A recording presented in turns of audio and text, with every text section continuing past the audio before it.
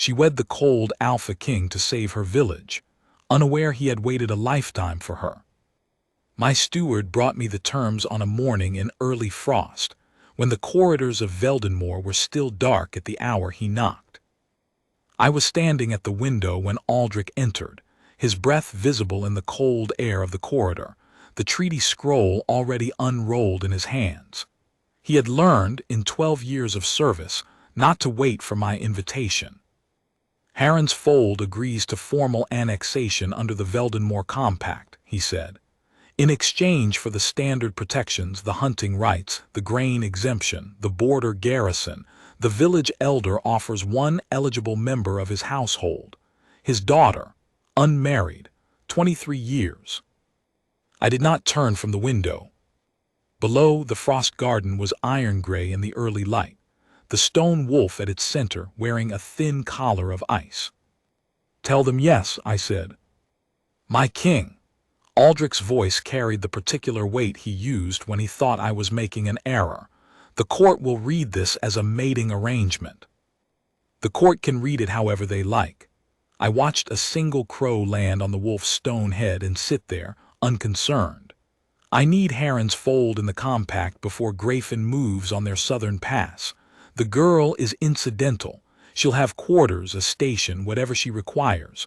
Draw up comfortable terms. Aldrich was quiet for a moment. "And if the bond—" "There is no bond." I said it flatly, the way I said things I had decided not to revisit. "I am 39 years old, Aldrich. If a fated mate existed for me, I would have felt her by now. The fates simply forgot me. It happens." He did not argue. He was wise enough to know I had made my peace with it. I had decided, not in bitterness, but in the quiet way a man accepts a landscape that will not change, that I would govern well, protect what was mine, and ask nothing further from the moon's arrangements. I had watched other alphas crumble waiting for a bond that took too long. I had decided I would not crumble. I was Kedrick of Veldenmoor. I did not crumble. I turned from the window and said, "Send them the terms. Have her quarters in the east wing prepared by the end of the week." "And shall I tell the court she arrives as?" "A ward of the king." I picked up the correspondence that had been waiting on my desk. "That is all she is." That is what I told myself for the 3 days before she arrived. She came through the granite gates of Veldenmoor on a gray afternoon, when the frost garden was already deep in its winter quiet, and the torches had been lit early against the fading light. I was not supposed to be watching from the upper corridor. I had told Aldrich I had correspondence to review and sent him to receive her in my place. I told myself I went to the window out of routine. I often stood in that corridor in the afternoon thinking. I was lying to myself. I saw her before she saw the gates clearly. She had arrived in a borrowed traveling cloak, the kind with a hood that someone's grandmother had probably owned before her, good wool, worn thin at the hem, the kind of garment that kept the cold out without making any claims. She carried a single bundle, tied with cord, and she was looking up at the tower as she walked through the gate, not with the awe I was used to seeing in visitors, not with the particular dread most people brought when they arrived at Veldenmoor for the first time. She looked, if anything, curious. She tilted her head slightly, the way someone does when they are trying to understand the architecture of a place rather than be intimidated by it. And then one of the gate wolves, a large gray male who had bitten the last 3 people who reached toward him without permission, walked directly to her side and pressed his head against her hip. She rested her hand on him without looking down, as though it were the most natural thing that had happened all week. Something happened in my chest, not dramatic, not the wave of heat I had heard other alphas describe when they first laid eyes on their fated mate, the sudden fire, the overwhelming pull, the wolf surging with recognition. Nothing like that. Just quiet. My wolf, who had been restless for 17 years, not agitated, not aggressive, just restlessly unsettled, the way a dog is when it is waiting for someone to come home, went quiet. It lasted perhaps 4 seconds.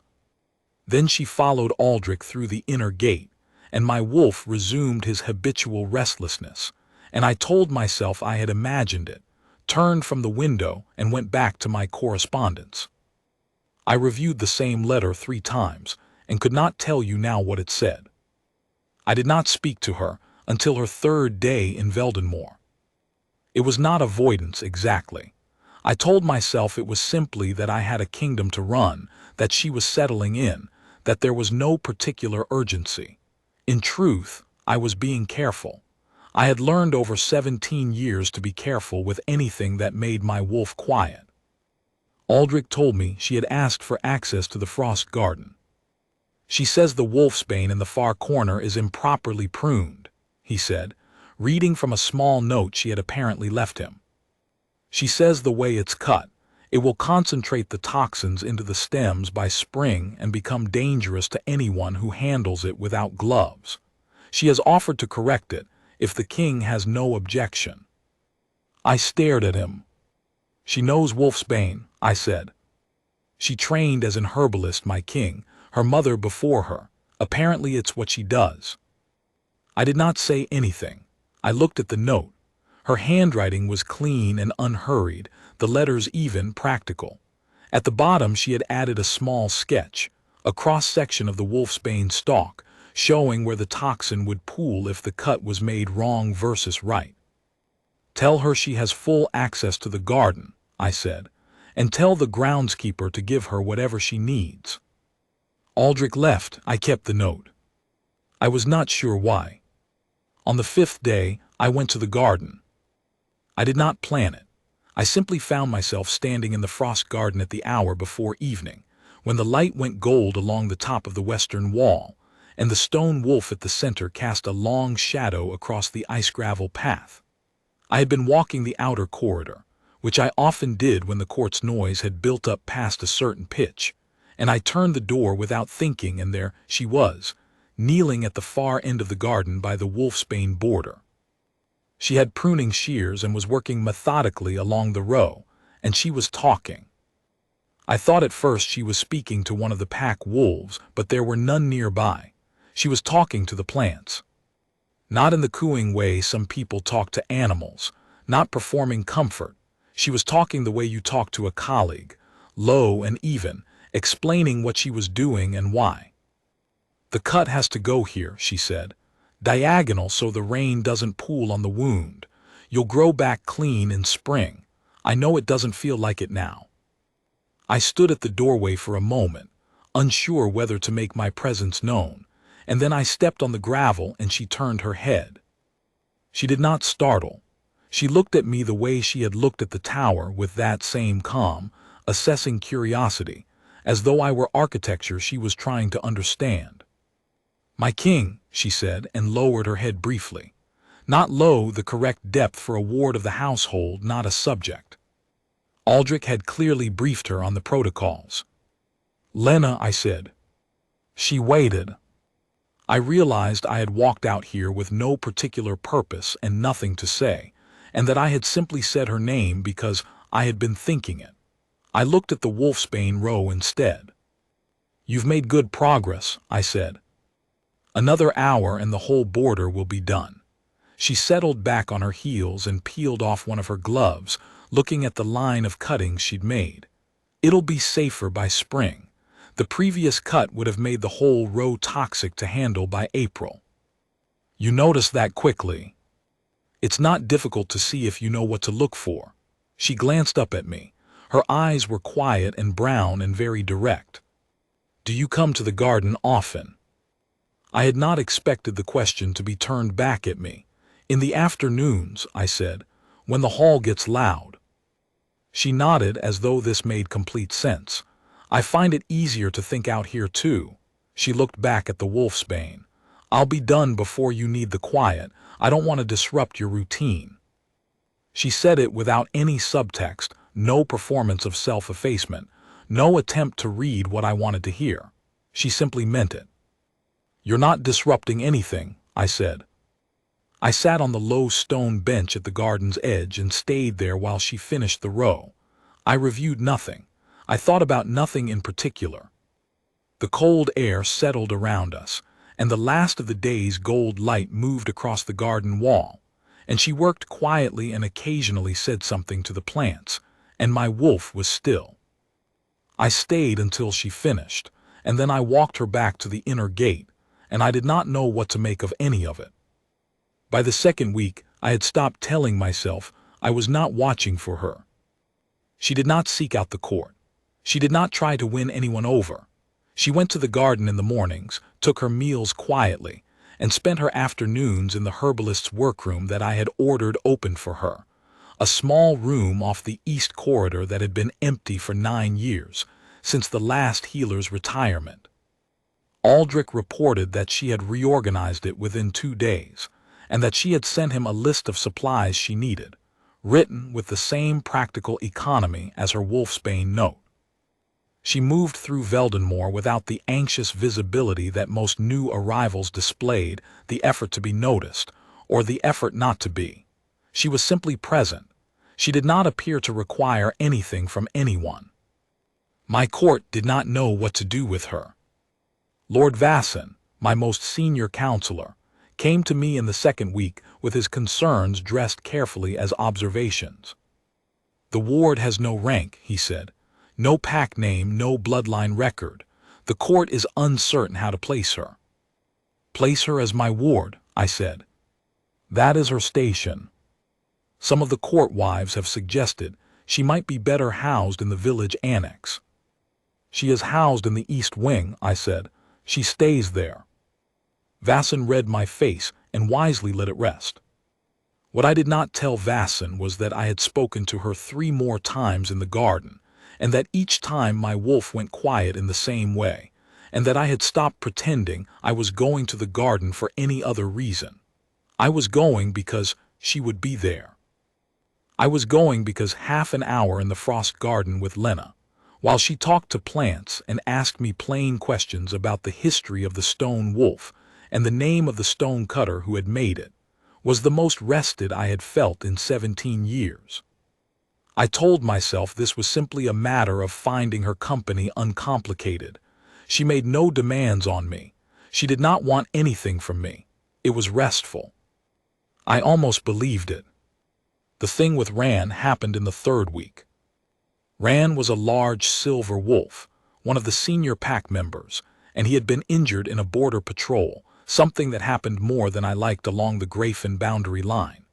His left shoulder had taken a wound that had not healed cleanly, and by the time he was brought back to Veldenmoor, he was running a fever and refusing to let any of my healers get near him. My head healer, a capable man named Jos, had attempted twice and been driven back both times. Ran was frightened and in pain, and, as senior wolves sometimes were, absolutely certain that dying was preferable to being touched. Jos came to me on a Wednesday evening, while I was reviewing the border reports. "My king," he said, "I need to be honest with you. If we can't treat the shoulder wound tonight, Ran will die. The fever is moving fast, but I cannot get near him, and neither can my 2 best assistants. He has charged 3 of us." Jos hesitated. "The ward from Heron's Fold has been in my workroom twice this week. She knows what she's doing with infected tissue. She closed a wound on the kitchen steward's hand that I would have approached differently, and she was simply right. I wonder if—" "Ask her," I said. Jos blinked. "My king." "Ask Lena if she's willing to try." I set down the border report. "Don't order her, ask her." He went. He came back 15 minutes later to tell me she had said yes and was already gathering what she needed. I told myself I would not go. I had 2 hours of correspondence and a border situation to manage. I was the Alpha King of Veldenmoor, and I did not need to stand watch over a wolf treatment. I was there before she was. Ran was in one of the lower holding pens, a large, low-ceilinged room with good straw, clean water, a heavy iron door that he had already dented twice. He was lying against the far wall when I came in, his silver coat dull with fever sweat, his shoulder a dark red mass that made me set my jaw. His eyes tracked me and found me insufficient. Lena came in behind me, set her kit down just inside the doorway without making any large movements, and stood still. Rand looked at her. She looked at him. She did not advance. She did not speak first. She simply waited, the way she waited, the way she had learned, I realized, to simply be present until something decided what it wanted to do. After perhaps 3 minutes, Rand lifted his head slightly. She made a sound, not words, not a command, something very low in her throat, the kind of sound that was less language and more an acknowledgement. She took a single step. Rand watched her.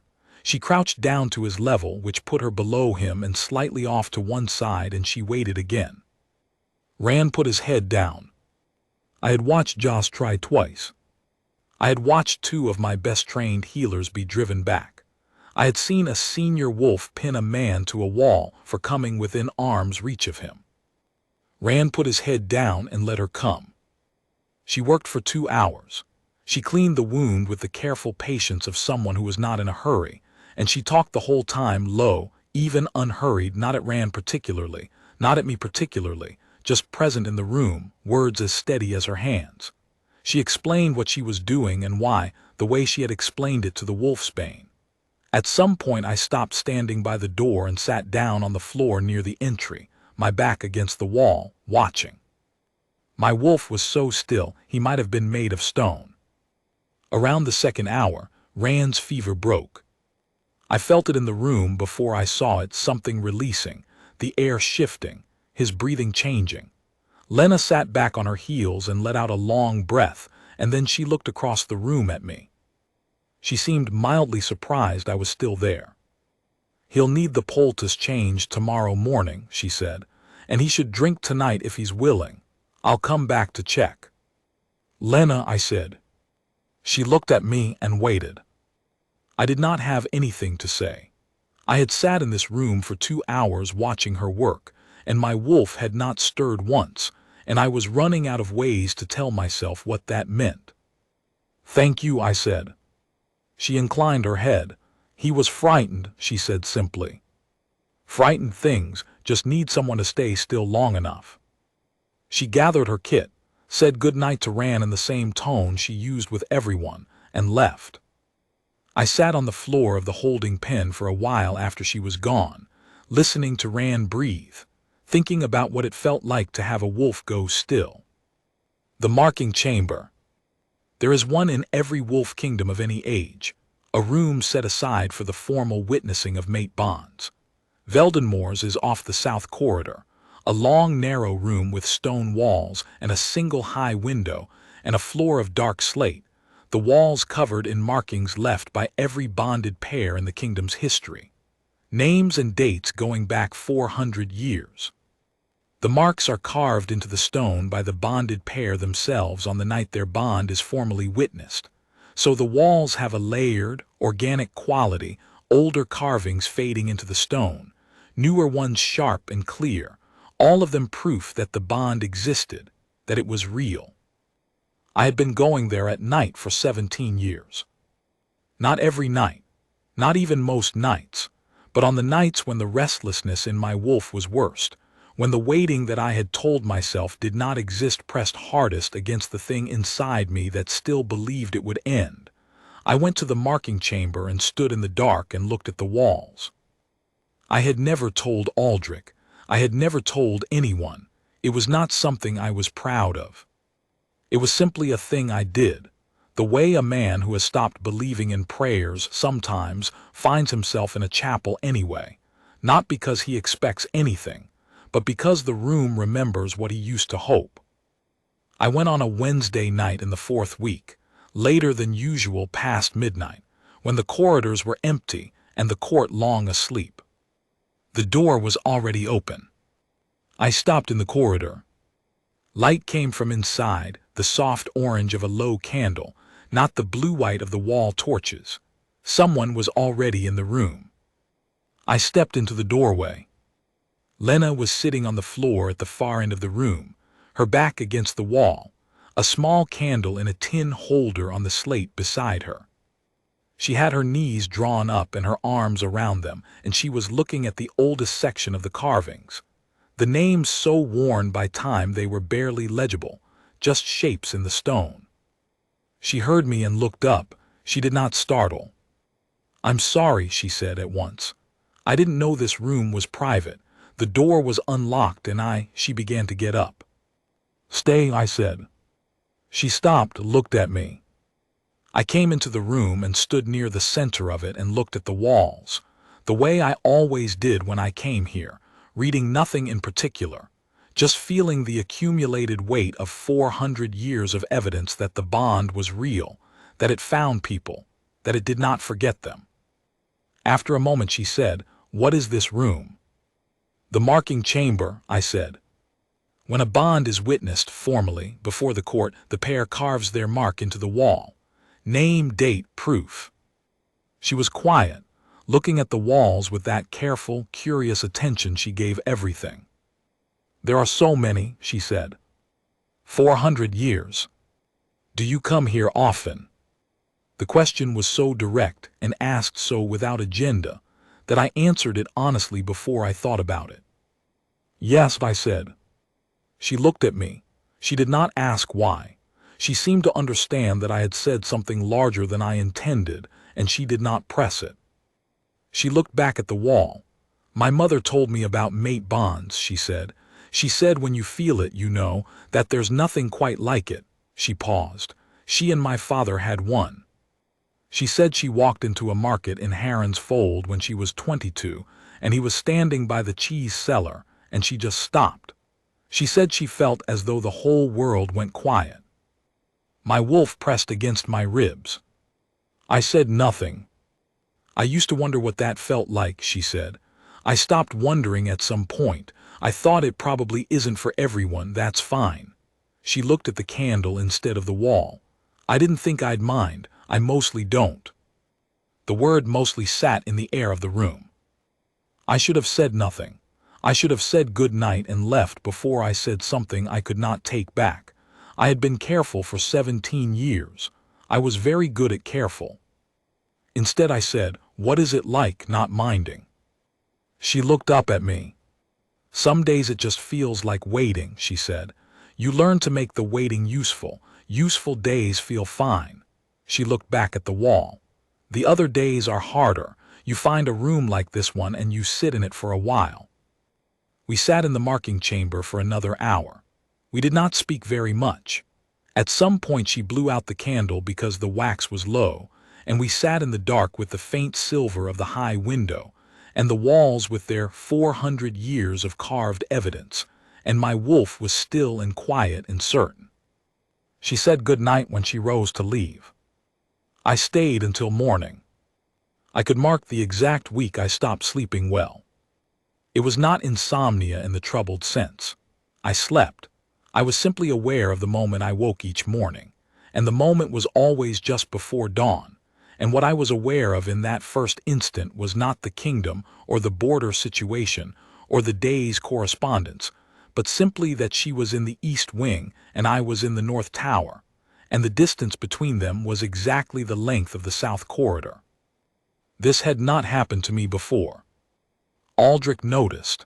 He noticed everything. It was what made him valuable, and occasionally what made him difficult. "My king," he said on a Thursday morning when I had reviewed the same treaty amendment 3 times and was clearly not seeing it, "may I speak plainly?" "You always speak plainly," I said. "You simply ask permission first." "The ward," he said, "Lena." I set down the amendment. "What about her?" "She has been here 5 weeks. He kept his voice entirely neutral. "Several of the court wives have extended invitations to her for the evening meals, which she has accepted graciously. The kitchen staff are fond of her. Rand still seeks her out in the frost garden every morning." He paused. "Your wolf has been calm for 5 weeks." I looked at him. "I have not noticed any change in my wolf," I said. "My king," said Aldrich carefully, "I have served you for 12 years. I knew you when you were 27 and newly titled, and you told me you were certain your mate existed, and you were prepared to wait as long as it took." He looked at his hands and then back at me. "I was also there when, at 32, you told me you had made your peace with waiting and that you were certain the bond was simply not for you, and that the matter was closed. I believed you. I stopped watching." He paused. "I have started watching again," he said. "My king, I say this with respect and with genuine affection. You are not reviewing that amendment. You have not reviewed it once in the past hour. You have been watching the door." I had been watching the door. "She uses the south corridor on her way to the herbalist's room," I said, "around this hour." Aldrich was quiet for a moment that was louder than most sentences. "Yes," he said, "she does." I looked back at the amendment. My wolf pressed, steady and warm, against the center of my chest. "Send for Joss," I said finally. "Tell him I want a full assessment of Rand's recovery, and ask him whether Lena's assistance might be of use in the general healing work, if she's willing." "And shall I?" "That's all, Aldrich," I said. He left. He was smiling when he turned, which he thought I didn't see. I saw it. I reviewed the amendment. It took me 4 minutes. I had simply not been able to concentrate. The truth, which I had been building careful walls around for 5 weeks, was this. Every morning when I woke and the east wing was in my mind before anything else, every hour in the frost garden, every minute in the marking chamber, every 2 hours sitting on the floor of a holding pen watching her work, it had all been the same thing. The same fact, presenting itself in different rooms, in different light, at different hours of the night. My wolf knew her. My wolf had known her from the moment she came through the gate, and the gray wolf pressed his head to her hip, and she rested her hand on him without looking down. I was 39 years old, and I had made my peace with the bond not being for me. I had made it carefully, and it had held well, and I had governed without it and been reasonably fine. I had been wrong. The night it happened, I was not expecting it. Joss came to me near 10 o'clock with a young female wolf from the outer settlements, a recent addition to the pack, bitten in the South Forest by something he could not yet identify. The bite was not standard. It was poisoned in a way that puzzled him, spreading too fast, resisting the standard treatments. "I would like Lena's eyes on this," he said, "if you permit." "Have you asked her?" "She's already on her way," he said. "She was in the herbalist's room when I came looking for her. She'd heard about the wolf through the kitchen steward and had already begun pulling supplies." Of course she had. We gathered in the main healing room, a larger, better-lit space than the holding pen where I had sat watching her work on Rand. Joss, 2 of his assistants, 2 of my senior lords who happened to be in the corridor when the wolf was brought in and stayed out of some combination of concern and curiosity. Lord Vasson was among them.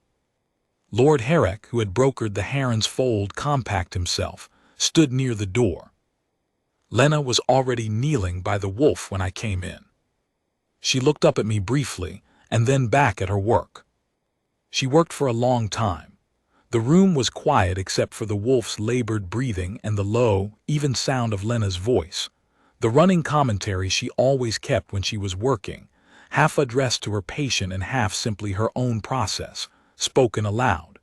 She identified the poison source in the first 20 minutes, which Joss told me later he had not managed in twice the time. She began the counter-treatment methodically, checking and rechecking, asking Joss questions that he answered with growing respect, and the occasional quick note taken. I stood near the wall.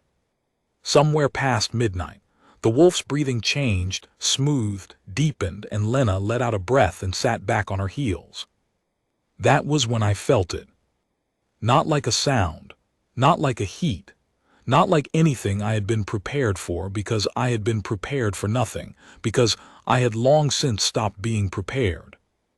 Like something settling, like the end of a vibration that had been running so long I had forgotten it was there, like the last note of a piece of music you hadn't known you were listening to, finally resolving. My wolf was not still, my wolf was arrived. The mark burned on my left wrist. Not painfully, warmly, deeply, steadily warm, the way a fire feels when you have been cold for a very long time and you finally come inside. I looked down and the mark was there, gold against my skin, the lines of it impossibly clear, impossibly certain. Across the room, Lena looked down at her own wrist. The room went absolutely silent. She looked up at me. Her face was not shocked exactly. Something more complex than shock. Something that looked, if I was reading it correctly, like a person who has been waiting for something for a very long time and is not yet certain they are allowed to believe it has arrived. I crossed the room. I was aware of Joss and his two assistants, and Vasson and Herrick, and they fell back slightly as I moved. The automatic response of people who know when a king is doing something that has precedence over everything else in the room. I crossed to where she was kneeling and I crouched down to her level and I took her wrist gently, as I might hold something I was afraid to hurt, and I looked at the mark. Gold, identical to mine, the lines of it still warm. I looked at her face. "Lena," I said. She was looking at the mark, then she looked at me. Her eyes were wet, which I did not think she was aware of. "I didn't know," she said quietly. "I thought it wasn't for me." "I know," I said. "I thought the same." Behind me, Lord Herrick said something low to Vasson. I could not hear the words, only the cadence. It did not matter. I kept my eyes on her. "I have to tell you something," I said, "and you should know that you are not required to receive it in any particular way. You came here as a ward. Whatever happens, that doesn't change. You owe me nothing." She waited. The gold on her wrist was still warm. "I have been coming to the marking chamber for 17 years, I said. Not because I was certain, because I was hoping. I had decided, I had told myself that I had made my peace with the bond not being for me, but I kept going to that room. I looked at the mark on her wrist and then at her face. You came through the gate 5 weeks ago and my wolf went quiet for the first time in 17 years. I should have said so then. I was afraid of what it meant." She looked at me for a long moment. Then she looked at the mark again, and something in her face shifted. The careful, held quality of it released, very slightly, and what was beneath it was not sorrow and was not caution, but was, unmistakably, the face of someone who has been waiting and is now, at last, permitted to stop. "I'm not leaving," she said. It was the simplest thing she could have said. She said it the way she said everything, without performance, without agenda, as a fact. "I know," I said. Lord Vasson spoke from behind me, his voice carrying the formal weight he used for official recognitions. "My king," he said, "the bond is witnessed." I did not take my eyes off her. "Yes," I said, "it is." I rose and turned to the room, Joss and his assistants, Vasson and Herrick, who had brokered a treaty in the belief that they were sending a village girl into a comfortable, inconsequential wardship, and who were now standing in a healing room watching the mate mark cool on the wrist of the man they served. Herrick's face was doing something complicated. "My lords," I said, "you have witnessed a bond mark. The formal recognition will take place in the marking chamber tomorrow at the hour of morning court for the assembled household. I expect you both to be there." Vasson inclined his head. "Of course, my king." Herrick, to his credit, managed something similar. I looked at Joss, the wolf. "She'll recover," he said. He was smiling slightly and not bothering to conceal it. "Thanks to Lena." I turned back to her. She was still crouching by the wolf, one hand resting lightly on the animal's flank. She looked up at me. "Can you walk?" I said. "I'd like to take you somewhere." "The marking chamber," she said. "Yes." She rose and I offered her my hand, not claiming, simply offered, and she took it. Her hand was warm. Her fingers closed around mine with the same uncalculated rightness with which she did everything. The way the gray wolf at the gate had simply pressed his head to her hip, and she had rested her hand on him, as though the appropriate response to something good was simply to receive it. We walked the south corridor in the quiet of midnight, her hand in mine, the torches burning low in their brackets, Veldenmoor sleeping around us. I brought her to the marking chamber, and we stood at the blank section of wall near the newest carvings. The names and dates of the last 20 years, clear in the stone. And I found the tools in the box kept beside the door for exactly this purpose, and handed her one. She looked at the wall for a moment. "Together," she said. "Together," I said. We carved our names in the stone of Veldenmoor, side by side.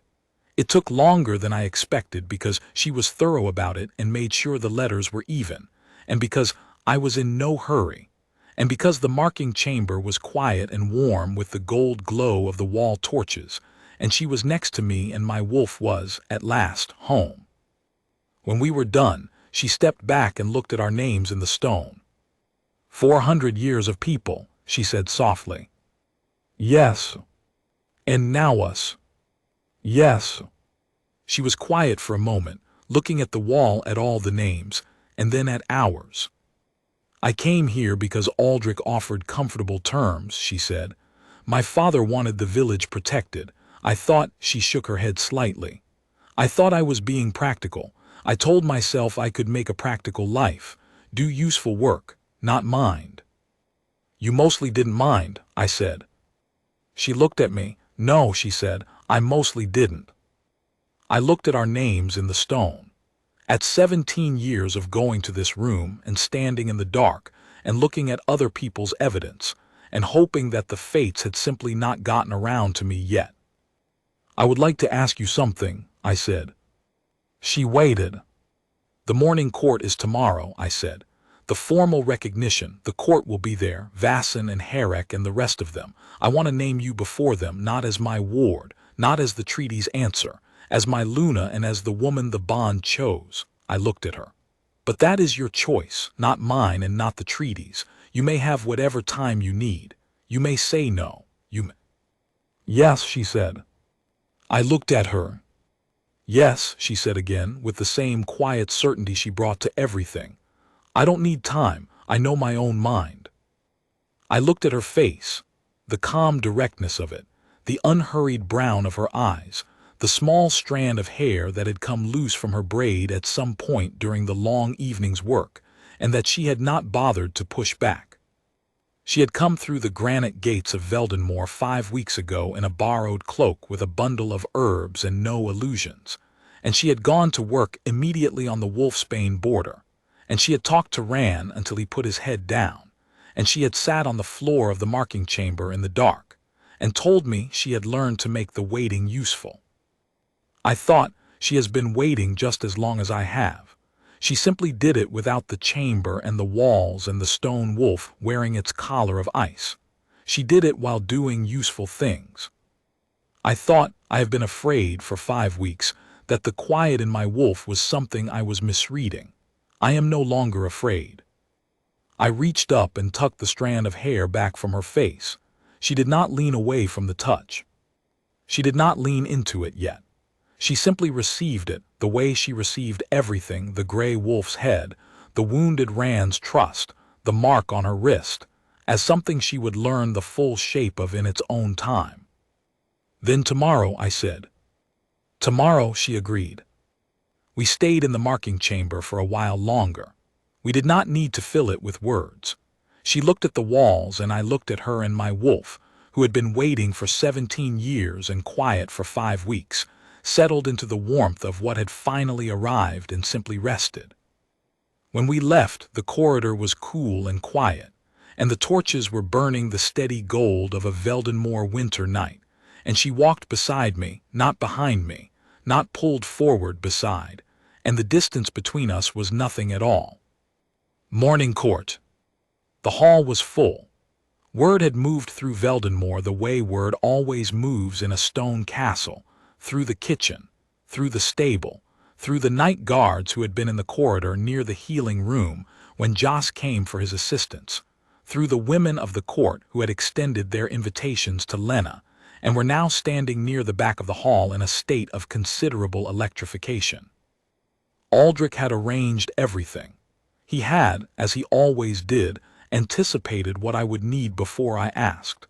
He stood near the dais when I entered, and his expression was the controlled version of the one I had seen when he left my study on Thursday morning, the smile he thought I didn't see. I saw it, I had always seen it. I appreciated it, now more than I had a way to say. Lena stood at the side of the hall when I came in.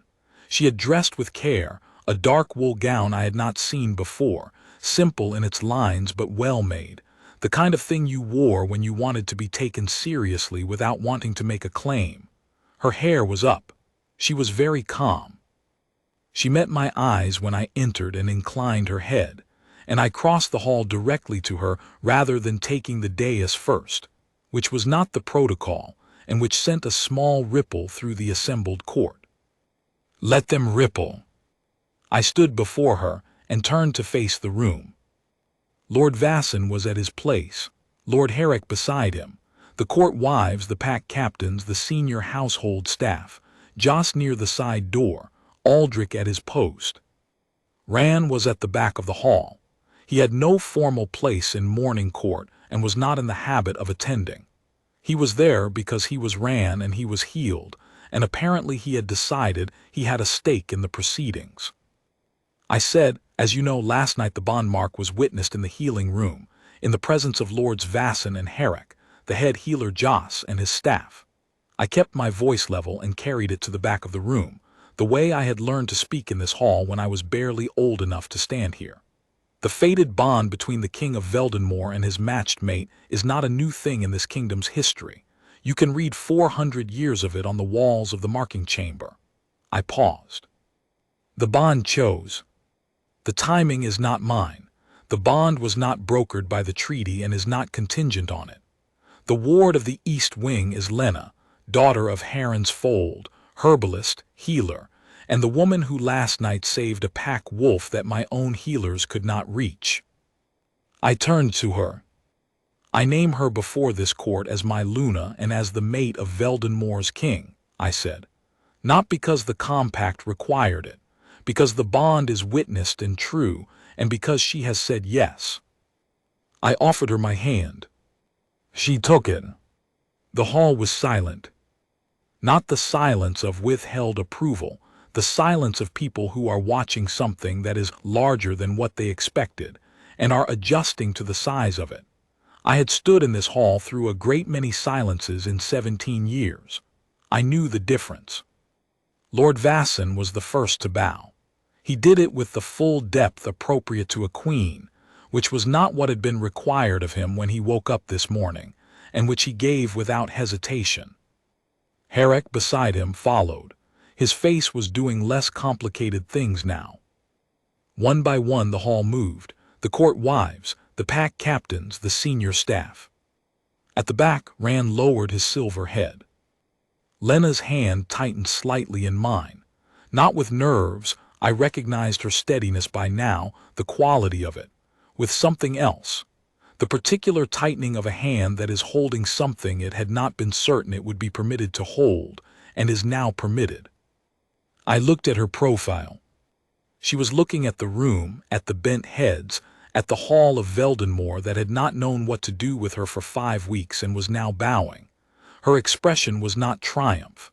It was not the bright vindication of someone who had been scorned and was now watching the scorn repaid. It was quieter than that. It was the face of someone who had made the waiting useful and who had arrived.